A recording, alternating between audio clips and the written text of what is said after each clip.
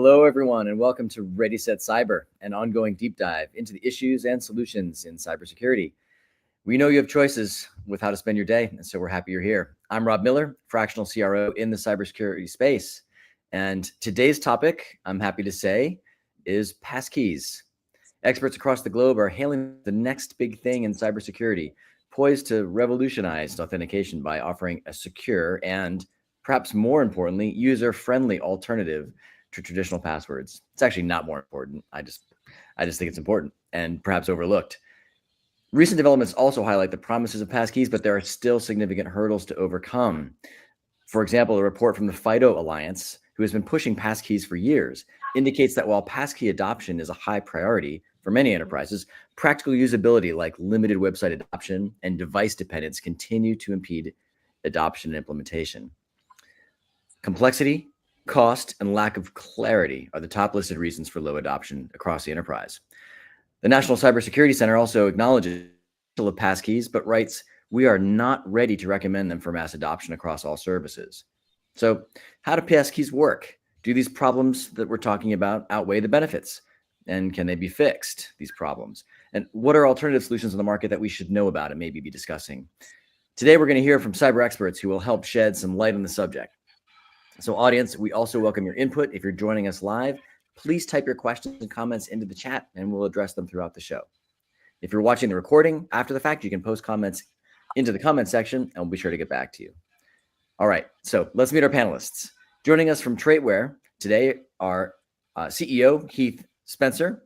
Hello, Heath, how are you? I'm doing great, glad to be here. Awesome, and TraitWare's Director of Technology, Chris Canfield. Hey, Chris. Hey, good morning. Good morning. Glad to see you made it in the room. I did. All right, let's get into it. And let's start with the basics first. So Heath, question for you. What are passkeys? Why the buzz about them? Well, the buzz about them is that, from the t-shirt I'm wearing is passwords suck, and that there has been a desire to somehow modernize how we log in or authenticate to different services. And passkeys are they're a big step in the right direction. And I particularly think that they are going to help the consumer space in a large way in the near term in moving away from, legacy password, even temporary passwords. Another way to say that is shareable secrets, right? So if the secret is shareable, the threat actors, the people that are trying to either take over your email account or get in between a wire transfer or something like that, when you go to trigger one of those things, if the secret, your password should be a secret, but we all know that those get shared on purpose or maybe not on purpose, or they get compromised because we are humans and we like to be the politically correct word is to say efficient, and we might use the same password across lots of different environments. Another way to say that is we might be lazy in doing that, or we just don't have the mental bandwidth to think about all these things, right? So we've seen a lot of band-aids out there for trying to solve password problems in ways to do that. And I think passkeys have a buzz because they are a way to move to separate from a shareable secret, right? So it moves you to something that is transparent to the user, hidden in the process, and can only communicate between the two parties that should be talking to each other. And so that's why I think there is a buzz about passkeys. And I'm sure Chris has got his own opinions about why there's a buzz and then how they compare. Yeah, let's get into that. Chris, so how do passkeys work and how do they compare to traditional login with a username and password? Well, we're used to username and login with a username and password. We're all pretty used to that. You type in something that email address or something like that, or a username, and then a knowledge factor, something that which is a password. And then of course over the years we've layered on other things for MFA, other types of factors to secure that. Passkeys is a step in the direction of trying to remove at least some of, like Heath was mentioning, at least some of that shareable secret, anything that is a knowledge factor that it can be shared. Now, what we do see sometimes with passkeys, which is great, which is again, like Keith said, a move to the right direction. So right now, passkeys they come in a couple different forms. Usually, it's a hard token that you would plug into the side of your machine. It can also be a software token. That's starting to get some adoption. It's not as widely used, but we'll get into talking about that in a little bit. What is interesting is that passkeys are still using, a lot of them, especially the hard tokens, are still using some sort of a knowledge factor. So although we're calling it passwordless, it's still using a PIN. So different length pins. It depends on the how you're configured. But there is usually some sort of a PIN on top of that. So you plug a device into your machine, you go to a website, and it says, "Hey, we see you plugged your thing in, your passkey's in here. Now enter your PIN to confirm that that you are who you're claiming to be. That you are the right person to have possession of this particular little dongle, passkey, or on your mobile device." Understood. So it's kind of like just having another OTP, right? And at this point, it's still evolving. It's an evolving technology. The earliest iterations were still kind of in the early phase, I think. Yeah. There are use cases for passkeys that do allow the use of biometrics, right? So a Face ID or a fingerprint, whether that's being done on your mobile device or on your laptop, Mac, book might be using your fingerprint, Windows machine might be using Windows Hello. And so you can move away from a PIN if you have a device that has biometric capabilities Right. in Not it. all do. But not all do. And that becomes as we discussed on the intro of the show, a barrier to implementation across different environments is how are you adopting that? And because of that, and still the need for a PIN, the tip, some of the vulnerabilities, which I'm sure we'll get into, go back to, is there still a shareable secret somewhere in this? Right. All right. Well, let's talk a bit more about the technical challenges. So let's maybe highlight the main technical hurdles businesses face when integrating passkeys into their existing environments. This question is open for either one of you. Chris, do you want to go first? Sure. I mean, there's a couple different ways to look at this. One is that the passkeys there's two different ways to deploy passkeys. One is device bound, meaning you can only have it on one device, and the other way is shareable, and that means it can move around between devices. Now, shareable is still early into implementation and adoption, and actually Gartner recommends that you do not share. You do not use any kind of, if you're going to implement passkeys across your enterprise, you should not use a shareable, the shareable portable deployment method. You should only use device bound keys, which means you only have to have it tied to one particular device. Now you can have multiple devices, and often FIDO recommends that for recovery, but you are only supposed to have it to one. So I don't want to say that's a barrier to entry. That's just the starting point of what you have to consider. You have to consider different options. I think one of the barriers is that recommending multiple keys and how you get those out to people. The lifecycle management of that all is a complex process. How do you set the keys up? How do you get them to the users? What do you do when you want to recover? And these are all things that are being worked out. People are trying to improve and streamline this system, but it's still the early days. So I think the barriers are that people see it's still the deployment across the enterprise is still nascent. It's still in the early time. So I think people might be a little bit hesitant as to the deployment. Also, they may want to deploy in smaller groups as opposed to all across the board, and that can be done with passkeys. And other types of technologies. You don't have to necessarily go all or nothing. But I think some people are thinking, well, if I go passwordless, that means I'm going entirely passwordless, trying to jump into a whole new paradigm. And that's not necessarily true. You can actually take it off into smaller chunks and different use cases too, as well, right? Some people may require, some places might not allow mobile devices. Some places might allow mobile devices, being able to satisfy all all your user needs across all different bases. Heath, anything to add? Yeah, to expand on that a little bit, I think some of the technical hurdles go back towards compliance, right? So when we look at either complying for a cyber insurance policy or complying to something like the FTC safeguards rule, or what's recently been announced from HHS and the potential for MFA requirements around HIPAA, is when you look at the compliance stack, the requirement, whether it's for cyber insurance or federal regulation, is multi-factor authentication. It's not passwordless or a passkey. As Chris mentioned, having a device-bound passkey would be the only way to get to a level of MFA that would be considered MFA. And if you have to attest that you've got MFA across every user, across every critical control asset that you have, and nowadays you have to list those out for a cyber insurance policy. You have to meet those for regulation. In fact, going beyond just MFA, certain things like the FTC safeguards rule are actually calling for centralized identity management to have logging and attribution of the users and which user signed into which device or which resource, et cetera. And if trying to manage all of that with passkeys can be difficult. Yeah. So Quick it looks like we follow-up got a on that. user comment here. Yeah. Yeah. I'll get to the user comment in just a minute, but just keying off of what you were saying about MFA, which is, yes, being enforced in the workplace. You can't log into your healthcare provider, your bank, certainly without it in many cases. Are passkeys MFA? Are we supposed to have MFA always on? And Chris, to your point, wouldn't Sure. roll out of pass. Sorry, first question, then I'll come back to my follow-up. The first question is are passkeys MFA? Yes. It depends how you look at passkeys, and it depends how you look at MFA. But in some ways it can be, in some ways it can't be. If you have a dongle, you might say, well, that's possession of a dongle. Someone's asking about a YubiKey. Possession of a YubiKey and a knowledge factor. We'll call that a password or a PIN, whatever you want to call it. It's still a knowledge factor. Yep.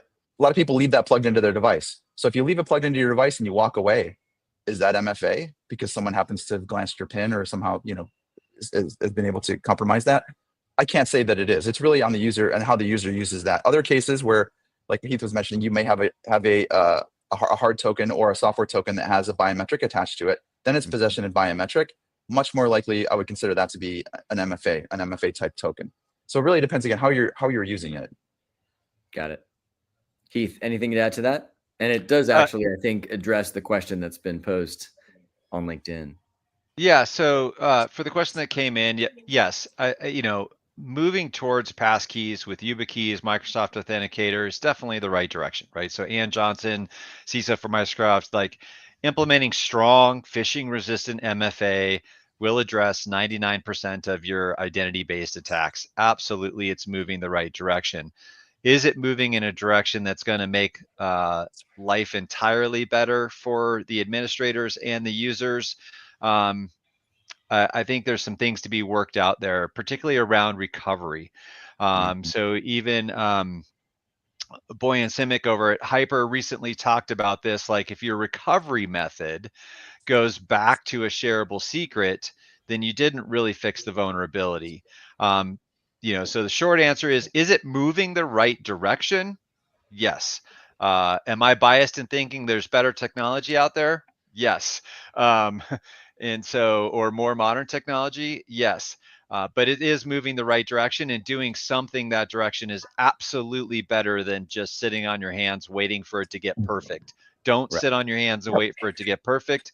Do something now. Start thinking through these problems now. Absolutely move the right direction. Understood. All right. So let's talk about some of the imperfections, perhaps. Are there specific security vulnerabilities associated with passkeys that a business needs to be aware of? Well, I think Chris already addressed probably the main one. Right. Between shareable or single device bound, and then I just mentioned the other I think predominant one is what is the recovery method.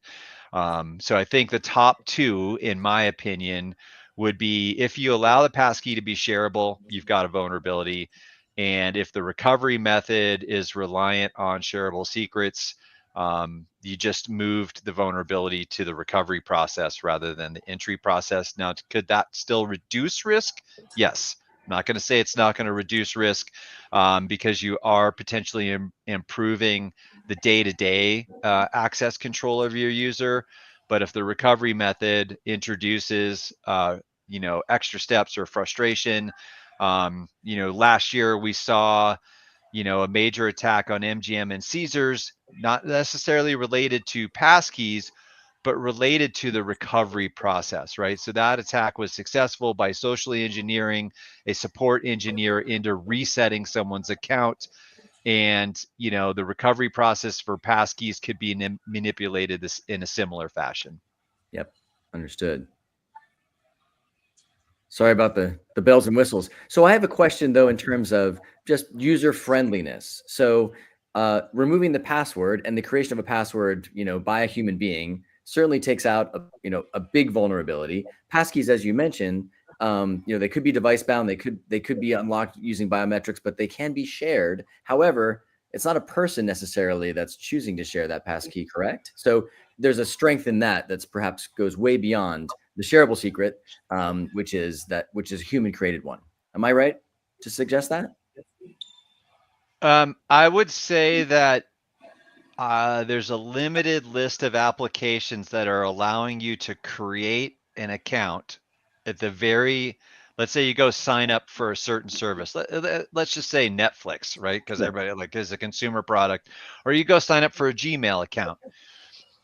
There's very few that would let you create the account from inception using just a passkey, right? You're typically going to create the account using a username, a password, and then you can enable MFA or enable passkeys after the account's created. So that shareable secret is still there in the very beginning, and why I point to it as it's typically the recovery method. I think there's a very limited resource, and I think it's going to change in the future, particularly around consumer products. I think you will, in the near future, hopefully be able to use a passkey as the account creation. But if you're doing that as a consumer, they need to really think about how you are going to recover the account if for some reason, like, so if that's device bound and not shareable, and you drop that phone or that device in the lake when you're out boating or whatever, and it's only on that device, you've got a recovery problem. And so it's there's still some logistics to figure out there if you move that direction.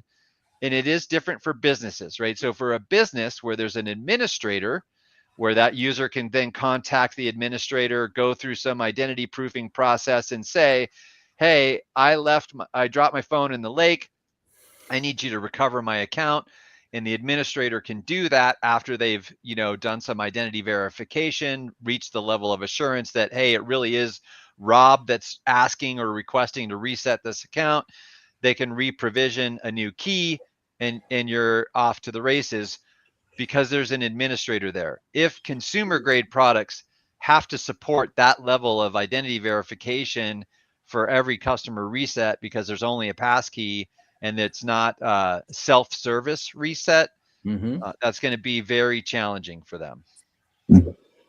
Agreed. Chris, anything to add? I'm just thinking about the differences between consumer and enterprise, and how there's still issues around. I think like I said before, the user life cycle, that's improving as far as issuing the credentials, getting them out, creating them, giving them to the actual end user, and then handling recovery. I think there's some challenges around that are kind of being worked out. I think systems that are built maybe from the ground up to handle that life cycle as part of the process, those are the ones that are going to succeed and be a bit more efficient as far as handling, again, the user issuance, the user recovery. Imagine a world where the user just is able to, their keys are provisioned for them in a sense. And that we're actually moving in that direction where the keys are provisioned for the user. They get a device, whether it be an app or a hardware token, and they can just use them right away. Now, again, if it's a physical token, not a mobile app, but a physical token, then you have to worry about shipping something. And like to his point, if you lose it, well, how do you get that to you? Someone's gonna have to FedEx you something 24 hours or something, wherever you are in the world, FedEx you a new key or set of keys. But if you have a software app, that might be easier to recover. And we've seen definitely some success in that area. And so we've got some change management issues. We've got recovery issues. So it's not perfect, as you've mentioned. And those are at least two of the challenges that businesses face if they want to or are trying to transition to a passkey environment from a password environment.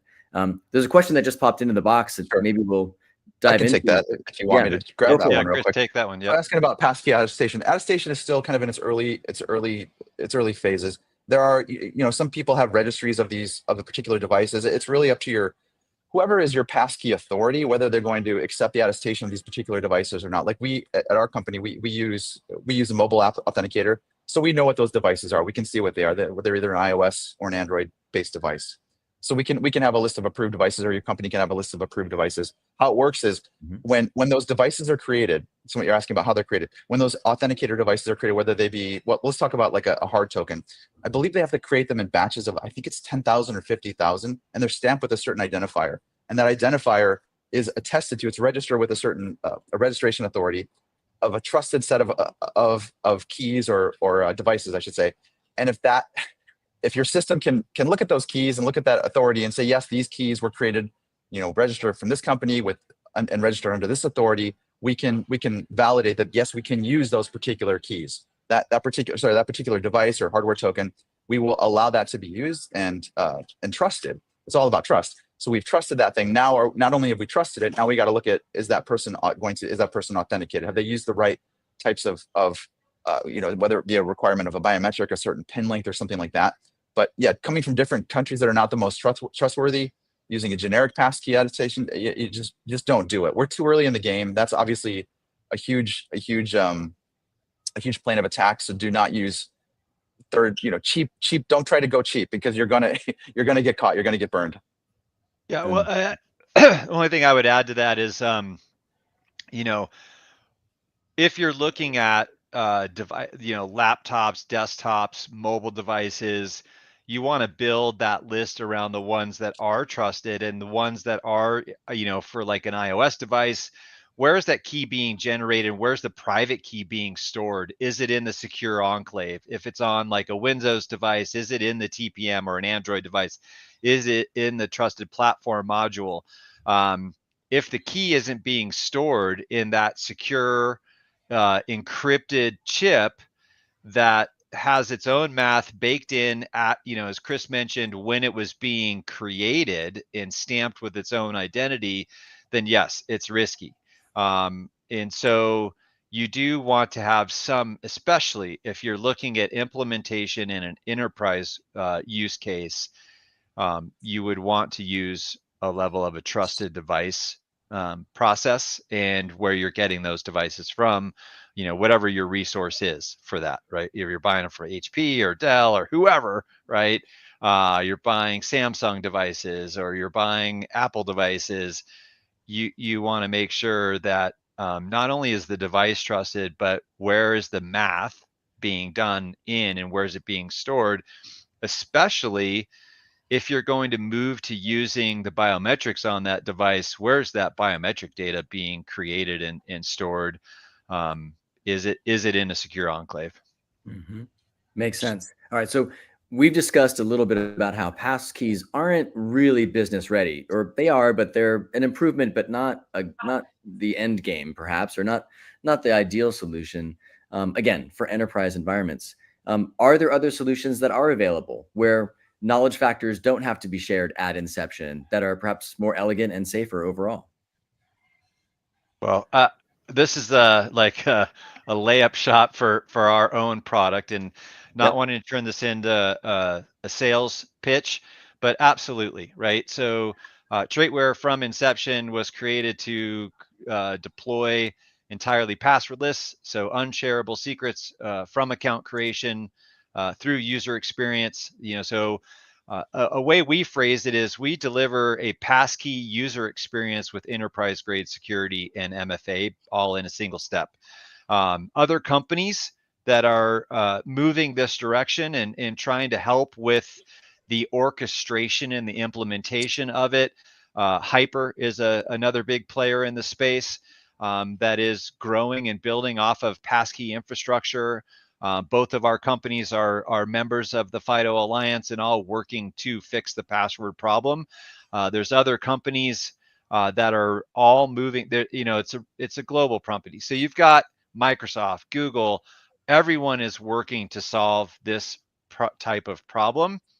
Most of the big players in the space have the unfortunate experience of technology debt, and they were all built originally using passwords, and they're trying to figure out how to unwind that or undo the legacy shareable secrets. where if you look at the emerging technology companies like TraitWare or Hyper, some of the others that were built from the ground up with modern architecture and unshareable secrets at inception, you can move to true passwordless MFA, from the account creation. And is that sort of environment highly scalable? What does that sort of process look like for rollout? It is scalable, at least for companies like ours, is we use standards, right? So there are, we look at Passkeys, and what FIDO is doing is they're trying to build off of a standards platform to get there, and that's a great thing. Standards that have been around longer for applications are SSO standards. So whether that's SAML 2.0 or the modern version of OAuth, which is OpenID Connect, in other words, OIDC, which companies have been doing single sign-on for very long time. Companies like ours can leverage those standards that exist to make the technology very scalable across thousands of applications and endpoints. Including, whether it's Windows OS, Mac OS, Linux OS logins, as well as, 90+% of your enterprise grade cloud apps using standards. So very scalable. Chris, anything to add to that? I would just say, to kind of highlight where we're going, is start now. Like Keith mentioned earlier, start now. You don't have to go across the company. You can start small. Just do anything. Start moving in this direction. The technology will improve. It will make ease of deployment. It will make the ease of deployment easier. There are some systems out there right now that make it very, very easy. I think just doing that, looking at your overall authentication, your overall authentication, I guess, configurations and your policies internally, and just looking at what areas can we start to improve now? Where can we start to go passwordless? Again, you don't have to go across the entire company. Of course, we would love for you to do that, to get to that place, and we'd love for the technology to get to the place where you felt comfortable to be able to do that. And I think, again, if you take a look at some companies, you might be more comfortable than you might be realizing or thinking you might be at this point. So I say, just look at it in small sections to start, and who are the highest risk, where the highest risk in your company, and start to implement it there first. I guess that's my best recommendation. And who are the change agents here? I mean, based on your experience working with clients, I mean, is it the CISO? Is it someone in IT? Is it your MSP if you outsource a lot of these functions to MSP? Yeah, let Heath take this one. All of the above? Yeah, so it is kind of all the above. It really, comes down to who's, I've seen the change agent be the CIO. I've seen it be the CISO. I've seen it be, an MSP that is just making good recommendations. I've seen it be just, a director of IT that's having to deal with their user base being so frustrated with legacy authentication methods, and then the layer cake of the traditional MFA that's being laid on, and people pushing back saying, executives saying, don't turn on MFA for me because I don't have time for that, right? Like, and it's, trying to address those problems. And so I think there's a mix between a certain profile person that's just looking to address vulnerability and de-risking that vulnerability as much as possible.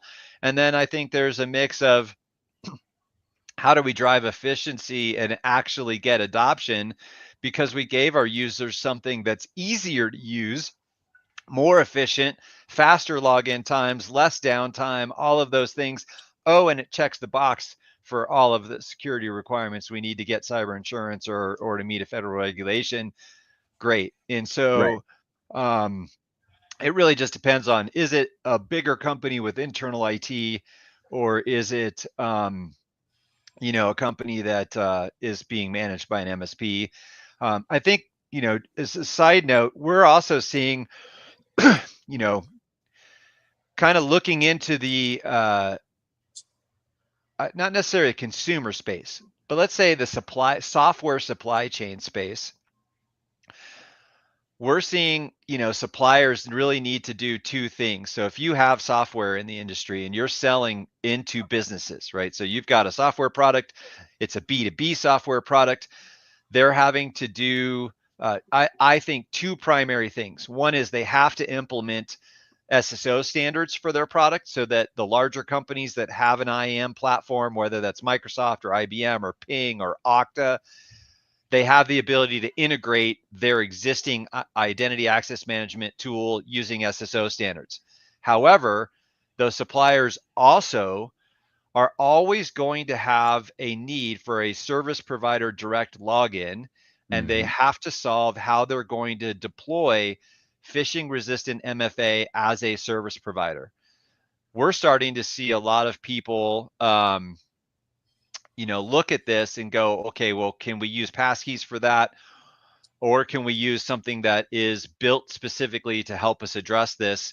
And if you're curious about that, if you're a supplier out there on this call or listening to this later, reach out.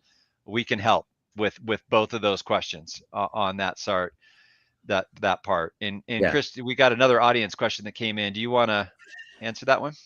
Yeah, going passwordless and implementing phishing resistant authentication. One is easier to adopt, while the other is more secure, but will require significantly more effort. And that's exactly right. That is exactly what I was saying. Like, not necessarily there's not one size fits all right now. There's not a gold standard of a way to go yet. It may be that you actually can adopt both at the same time, and that's okay too. That's okay. If a certain sort of I guess adoption framework works better for your company and your users, that's okay. Both of them are better than what probably, if you haven't done that yet, both of them are going to be better than what you've got now, and will start to reduce your internal risk. So, you could chew off a little bit now, right? Keep growing. It's just security is a constantly changing and maturing animal. So you just keep going, moving steps towards closer and closer towards that passwordless / phishing resistant protection, and you're on the right track. I have a comment to make. Sorry, go ahead, Heath. Oh, I was just going to follow up on that a little bit. As a biased person who's running a company that delivers pretty much exactly what you're saying is a concern for you, hit me up after this call and let's chat, because I think I can help you out. Yeah, I wanted to add in that I'm trying to look at the world more through what could go right with the implementation of technology such as this. Not focusing so much on the problem. Now, I understand as an IT professional and a business leader, you do have to think about change management and the potential disruptions. However, at the end of the day, using a tool like TraitWare, just from my own experience, dramatically improves how I log into my machine at the beginning of the day, or how I log into web applications. And never created a password. I don't have to remember a password. I'm using native biometrics on my phone. I'm using my computer, and I'm into my systems in seconds without any passwords having been created or typed. Anyway, I just like to throw that in there because I think it's the end users, maybe not the people watching this today, but the people who are going to be responding and using this technology as a result of forward-thinking IT leadership, that are going to be, so much happier, frankly, and efficiencies are there to be gained. Okay. We're going to run out of time really soon. I just wanted to ask you guys one more question, and that is, are there developments at TraitWare or in the industry in general as relates to passkeys that we haven't touched upon that you'd like to talk about? We got it all. Let me think about it. It's like I said, it's constantly improving. We've tried our hardest to what we were actually just mentioning, Rob, that how do you simplify this whole process? How do you make it as easy as possible for the user? I don't think we've highlighted quite the work that we've done internally, and others are doing as well, to reduce the number of steps that a user has to take and reduce the number of mistakes that a user can make. That's what this comes down to: ease of simplicity and security. So if you can have that balance between ease of use and security for the end user, that makes the IT administrators so much happier, and the end users, of course, happier too. And less recovery questions, less support calls. So we've reduced it. I believe I think we have like 3 touches for logins, and maybe others are doing that. Maybe others have gotten there now too, but 3 touches for a login for the user. Again, reducing the ability for a user to make a mistake, to share a shareable secret with somebody, or to share, there's no passkey. With what we're doing right now, it's device bound. There is no sharing in what you're trying to do. We even lock things down with a GPS. which can help as well. So somebody were to somehow get something, if they're not in the right location, they can't do things. There are all kinds of different layers that we can add on to what we're doing. Again, maybe others are doing this as well. I can only speak to what we're doing right now. So I think that's what the key is are you finding that balance of security and ease of use, not just passwordless, but making it easier? Because maybe some of you have tried Passkeys and you weren't quite happy with the consumer experience because it took you a bunch of steps and you were trying to go between this device and that device, and it felt like it was creating a bunch of keys in different places. I know there's work in that area to improve that, but if that was your experience, it's understandable that you were thinking, I don't want to do this to my workforce. It's going to drive me crazy with support calls. There are things out there right now where that lifecycle management is much easier. The onboarding is much easier. The recovery is much easier. And the user experience overall is just much easier and simpler and still secure. Fantastic. All right. On that note, unfortunately, that's all the time we have for today. And before you go, audience, thanks for being here. Thanks for joining us. Heath and Chris, thanks for all of the insights and discussion. As a reminder, this show is recorded and will be available on LinkedIn and on our YouTube channel called ReadySetCyber.